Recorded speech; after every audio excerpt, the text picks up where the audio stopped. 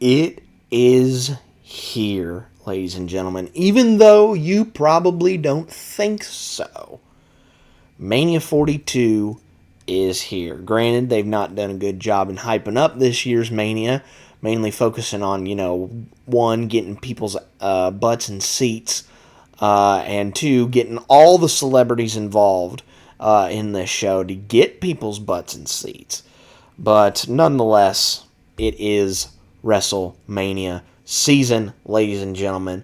WrestleMania is this weekend, so expect 2 reviews, one for night 1 and one for night 2. But in this video, I'm going to be giving you all my full WrestleMania 42 predictions. Of course, I'm Daniel Strunk. Welcome back to QuickTime Reactions. Because I'm not going to do 2 separate videos. I'm just going to do it in one video.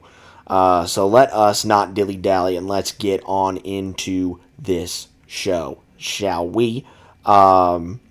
First up, let's talk about night 1. Now, the first 2 matches that I'm going to be talking about, they're going to be available for free on ESPN2. So to entice people to get to watch the show, to pay $30 to $40 on an app that they're going to maybe use once, if they're not a big sports fan. They're just watching it for the wrestling.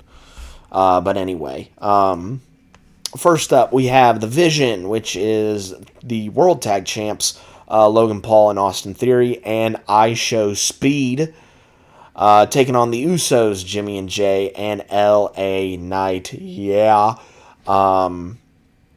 This is going to be a wild and frenetic 6-man to kick things off. I do believe that this is probably going to be the opening match of the show because it has Jay in it. They're going to be doing the yeet entrance and all that stuff, and plus it's I Show Speed, so you're going to need to get the most eyeballs on this as possible. I think Speed will probably end up doing like little bits here and there. I've actually, because I think he posted a video on his channel where he actually wrestled like a full match with an NXT trainee, and it wasn't too bad.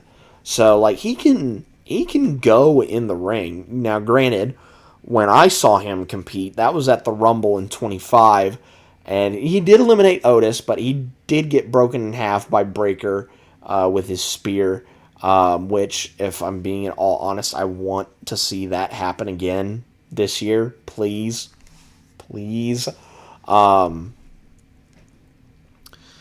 But I have the babyfaces winning this matchup. The Usos and LA Knight winning this one. Granted, I do think the heels are probably going to get, their licks in, and I Show Speed is going to do his thing, but I'm thinking the babyfaces are going to win this one. Moving on, we have the unsanctioned match between Drew McIntyre and Jacob Fatu.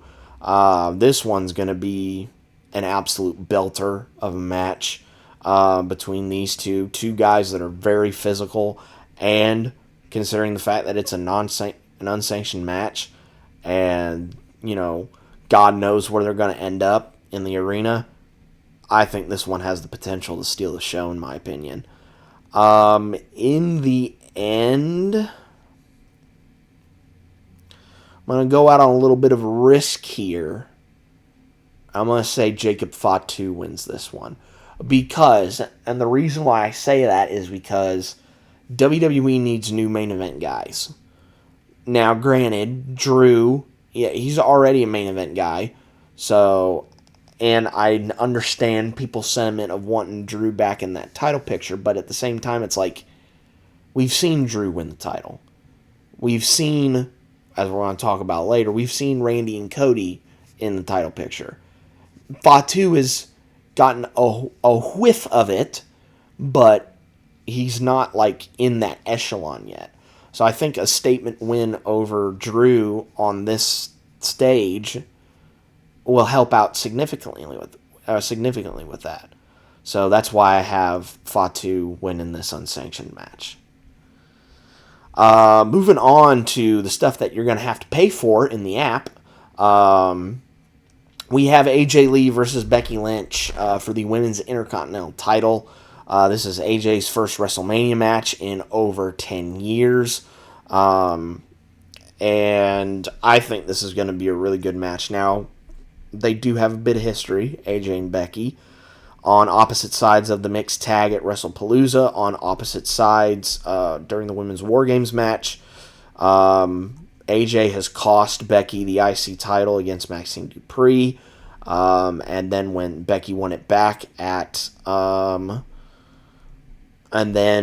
Elimination Chamber, AJ won the championship from Becky in Chicago. And now this is the rematch. What I am thinking is I'm thinking AJ's probably going to end up like taking some time off. Like, she's not, I don't see her being a regular on the road type of performer. She's going to be basically, the Roman Reigns of the women's division, which to me is not a bad thing. Sometimes you need those stars to just kind of be like, big, like, oh God, like, those oh shit superstars. When you see them, it's like, okay, this is gonna be a big deal. So, and that's why I have Becky winning this match, is that she's probably going to be around a lot more frequently than AJ is. And watch me say all this stuff, and then AJ wins the match at WrestleMania. But no, I do think that Becky's probably going to end up walking out of this match as champ.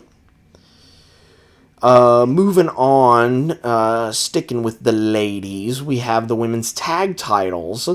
The Irresistible Forces, that is Nia Jax and Lash Legend, they put their titles on the line against former champs Charlotte Flair and Alexa Bliss, Bayley and Lyra Valkyria, and maybe the Bella Twins.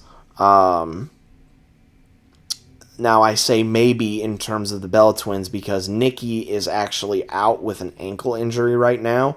And as of right now, it is kind of touch and go right now as to whether or not she can go for this match. So,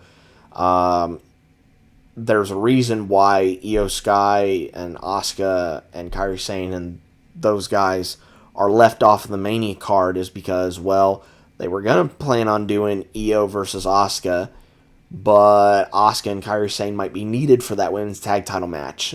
So it could be the Bella Twins, it could be the Kabuki Warriors. We're just going to have to wait and see what happens. They might make a decision about that tonight on Raw. We'll just have to wait and see. But even if there is a team change, I sincerely doubt that there is going to be a change in my prediction. Because I think this is going to be a really good match. Nia and Lash are just going to be absolute powerhouses in this matchup. We could, and I'm putting this out into the universe, we could see a potential break in the Charlotte-Alexa friendship. That could be dented, and that could spin off into like maybe a number one contenders feud for one of the women's championships. Probably the one that's on SmackDown. But I'm thinking in the end, I'm going to say Bayley and Lyra are going to end up winning the women's tag titles. Kind of redeems Bayley for not being on the Mania card last year. Funny enough, in a women's tag title match. And I think they'll probably end up running with Bayley and Lyra as tag champs for at least a little bit anyway. But yeah, Bayley and Lyra to win the women's tag titles. Stephanievaquer versus Liv Morgan for the women's world title. This one has been built on a lot of emotion.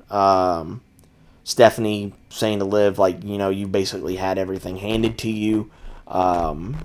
Meanwhile, I've had to, go out and, bust my ass on the indies, make a name for myself, and then I came here and become a dominant force. Meanwhile, Liv is basically, ragged on Stephanie's mom, which then led to the segment last week where Liv and Roxanne collided heads, and Liv got a big ostrich egg on her forehead, which almost put the match in danger. But I do think that Liv will most likely be 100% raring to go for Mania. This one's going to be a really good matchup between the two of them. Stephanie, I don't think, has had a bad match since coming up to the main roster, in my opinion. Like, all of the matches have been at least good to great, especially the one that she had against Io Sky to win the women's world title at WrestlePalooza. Like, that was really good. In the end, I think Liv is going to end up winning the world's title, mainly because I think it may be time to, like, maybe not change up Stephanie, but see how they do with her now having a loss. Kind of a high-profile loss. Like, what kind of stories can you tell with, Stephanie losing this match at Mania? I kind of want to see what happens with that. And plus, I think Liv has earned a chance to, have a big, definition win at WrestleMania.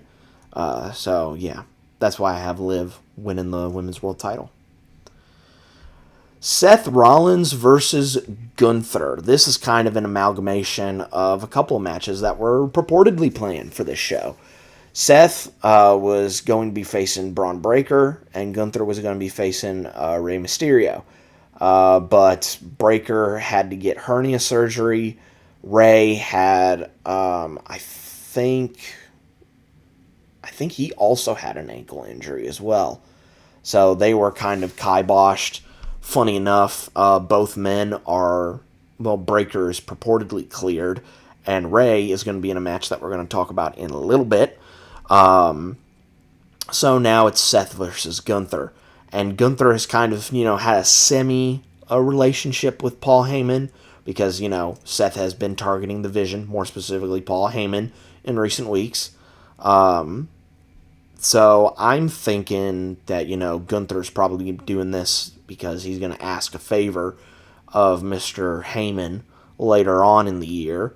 But I think this is going to be a really good match. You have two of the best workers in the company at WrestleMania going to do their thing. This is going to be an easy slam dunk of a match.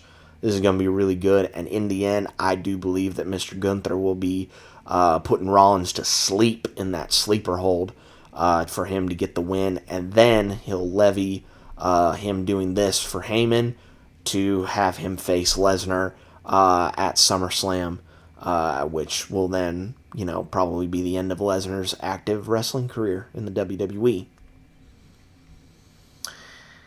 And then, Cody Rhodes, Randy Orton for the WWE title. Orton has Pat McAfee in his corner, and Cody Rhodes will most likely have Jelly Roll in his corner. Now, I know that the inclusion of Pat is not necessarily a directive from creative. It is from the top brass within TKO.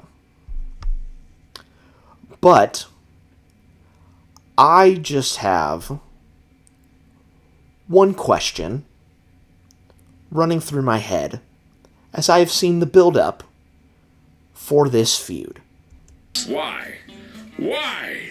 Why? Why, oh God, fucking why? Why did this have to be so complicated? You had an easy story to tell. Cody and Randy. They've been entwined in the business ever since Cody came to WWE. Who was Cody's first opponent when he came into the company? Randy Orton. Who was in the same faction as each other? Randy and Cody in Legacy. And the inclusion of Pat and the inclusion of Jelly Roll has made everybody not just, jaded anti-WWE fans, but also people who support the product, say in unison, What the hell? Oh my God, no way. everybody and their mother hates this story because it makes no sense. Absolutely no sense whatsoever. You had an easy road to walk through. But no, since you had to move tickets, and you had to get asses in seats, you had to bring in Pat McAfee and Jelly Roll. Why? Now, granted, I do think that this is going to be a good match. Granted, there's going to be some BS out on the outside. I know there is. I just know there is. And I'm just going to come out and just say it. Randy Orton's winning this match. I really couldn't care less. I couldn't care less. Randy's going to win this match. And then they're going to have the tag at Backlash. Randy and Pat, Cody and Jelly Roll. And then Cody can win the title back at SummerSlam. I don't care. Absolutely don't care. We're moving on.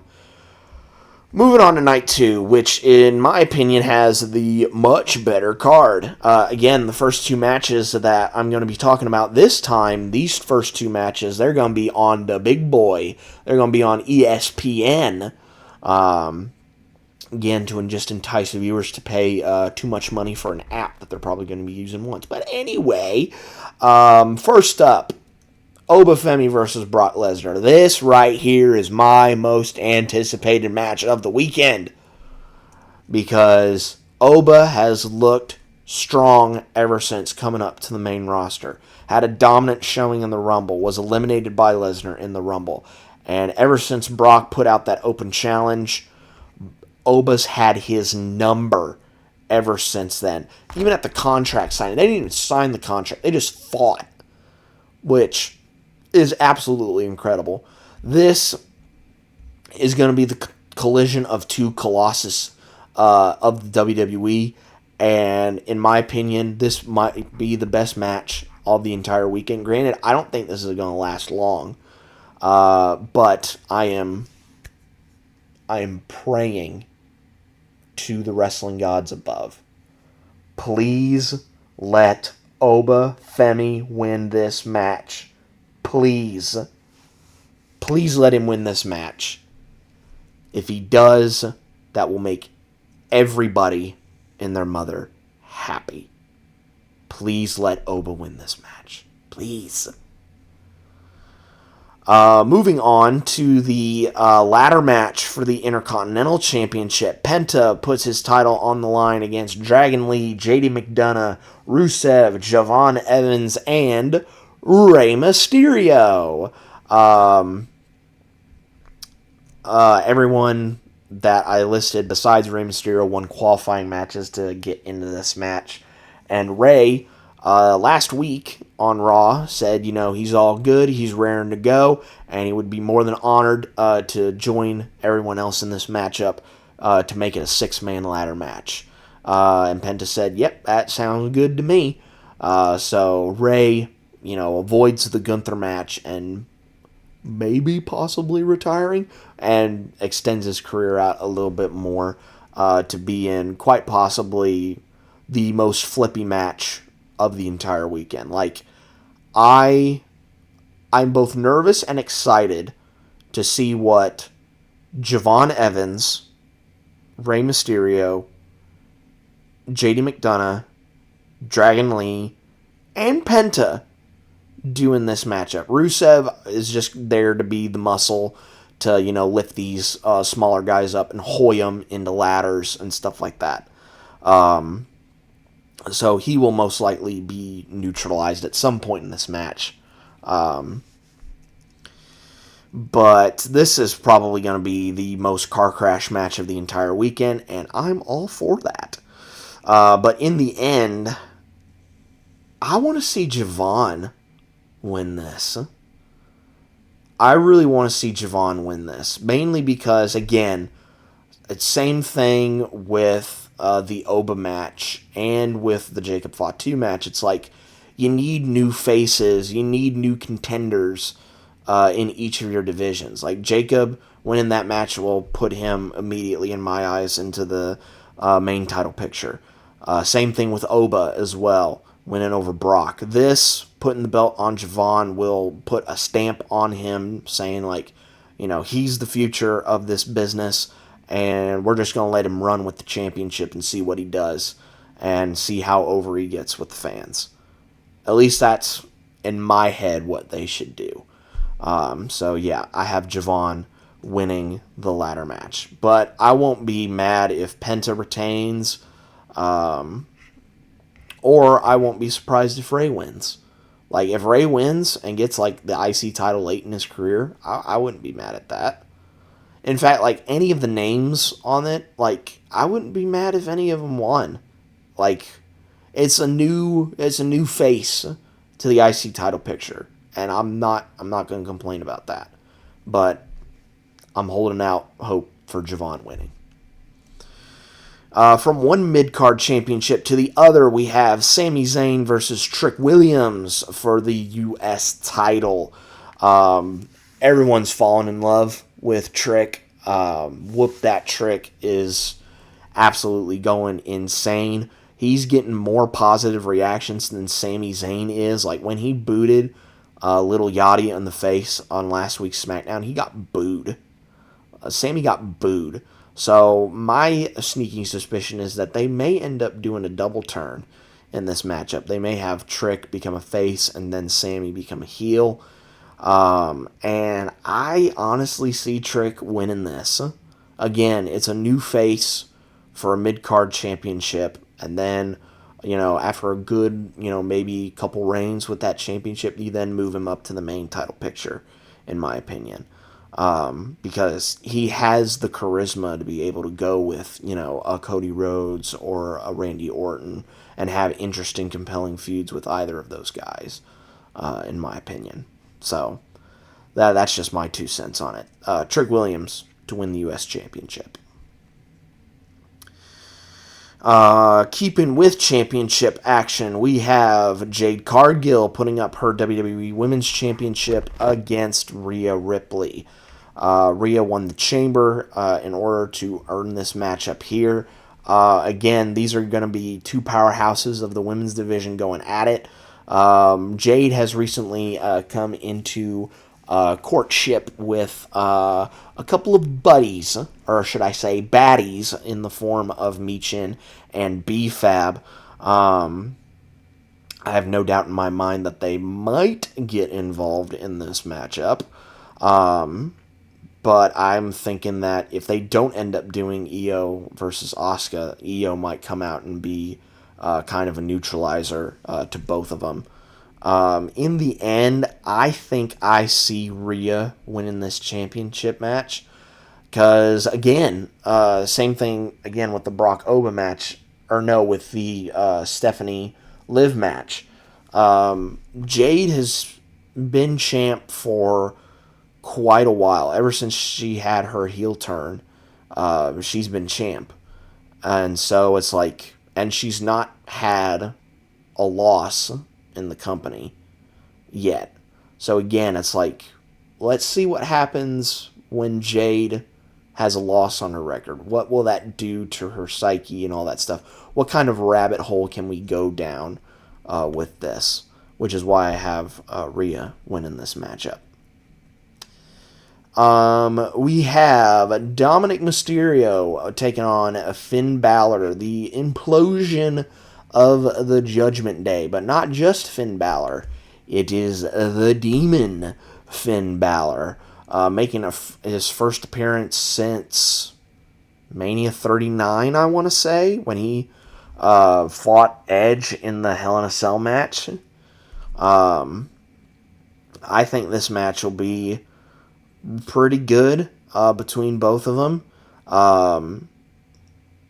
Do I expect, like, you know, really big stuff to happen in this matchup? No, not really. I expect that there's going to be some Judgment Day interference from either JD, if he's not banged up from the ladder match, or Raquel.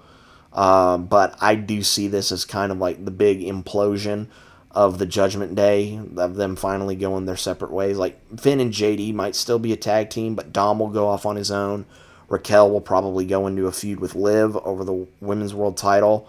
And yeah, I just see this as kind of the dissolution of the Judgment Day. And that's why I have Finn winning this matchup against Dominic Mysterio. And then finally, the main event. CM Punk, Roman Reigns for the world title. Of course, Roman won the Rumble to earn this title match.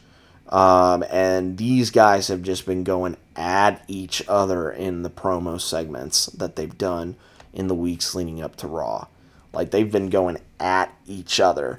And CM Punk, his second year in a row where he's main eventing a night of WrestleMania. Last year it was the first night, but here it is the real deal enchilada. He's actually main eventing the last match on the last night of WrestleMania. So you know that's got to make him feel all sorts of special.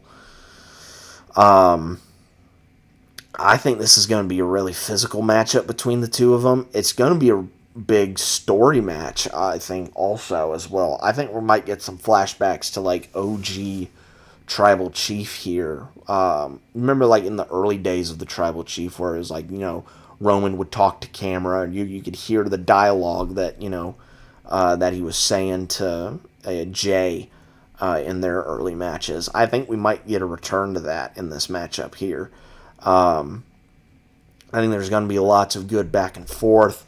But in the end, I do believe that the age is going to catch up to Mr. CM Punk, and he will fall to the hands and will have to acknowledge the Tribal Chief. Roman Reigns is walking out of WrestleMania 42 as the new World Heavyweight Champion. Now, granted, he's probably going to be a Lesnar-type figure. He's only going to show up here and there to defend the championship, but I do think that this move will probably bring some more prestige to the newly created World Championship, because you got to remember, this belt is only like a couple years old, and having a guy like Reigns hold this championship will probably do some big things to elevate its prestige.